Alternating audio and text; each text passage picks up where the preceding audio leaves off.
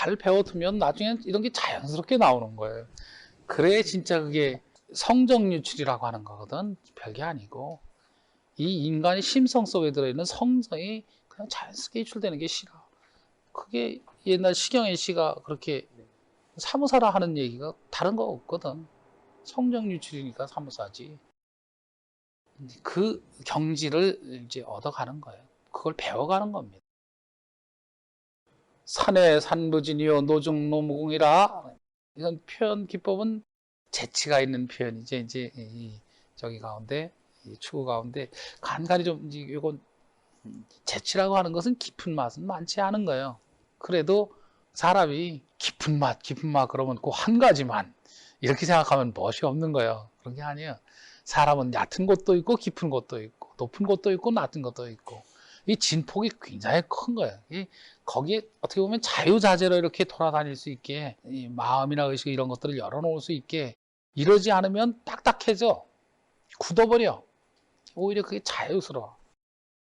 뭐 그렇게 크게 애써서 해석하고 저기 하고 그럴 필요가 별로 없습니다. 산의 산부진이요 산 바깥에 산은 끊임없이 이어지고 구태여 의미를 하나 찾아보면 간쾌거든.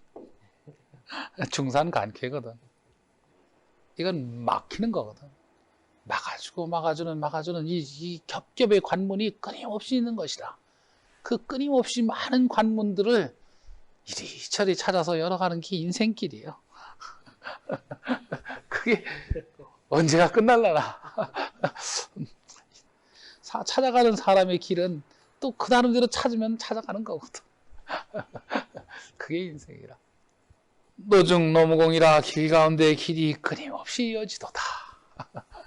이게 아주 유명한 길의 얘기가 있는 건데 서양에서 영화 가운데 이태리 영화 가운데 길이라고 하는 그 앤서니 킨하고 그 쬐끔한 여자애하고 나오는 그 영화 내가 아주 감명이 사실은 그건 재밌게 본다고 할 말이 아니에요.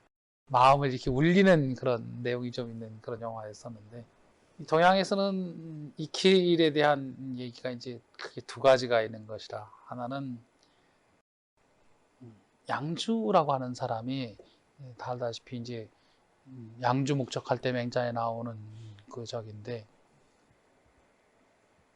그 양주가 갈림길을 만나면 통곡을 했다는 거거든요.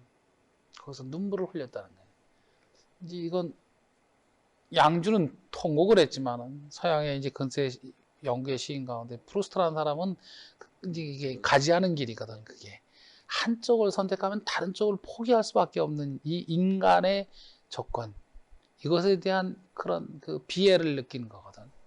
이쪽은 이제 비애보다는 그래도 이쪽이 내가 선택한 길이 그나마 나름대로 의미 있었다라고 자위하는 거지만 사실은 그 자위의 바탕 속에도 역시 가보지 못한 길에 대한 서운함이나 아쉬움이 그대로 있는 거고 그렇게 모든 길을 선택해서 갈 수 없는 이 인간 조건의 유한성, 이것에 대한 피해가 양주업기로라고 하는 거고.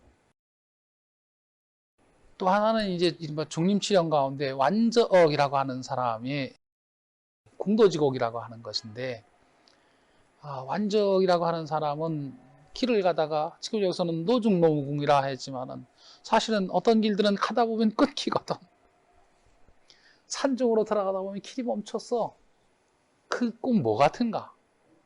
인간의 삶이 우리 인생이 살아가면서 그 자기 길을 찾아서 그 헤매다가 어느 순간에 이르면 그 길은 끝나는 거거든. 그것도 역시 인간 생명이 유한할 수밖에 없는 것, 무한할 수밖에 없다는 것, 그걸 그 길의 끝남 거기에서 그런 의식을 느끼는 것이다. 그래서 거기서 한바탕 통곡을 하고 돌아와. 완저억의 고사거든. 완전히 궁도지곡이라고 하는 거예요. 이 둘 다가 인간이 갖고 있는 어떤 그 운명적인 조건, 유한성, 이런 것에서부터 느끼는 정서들이라.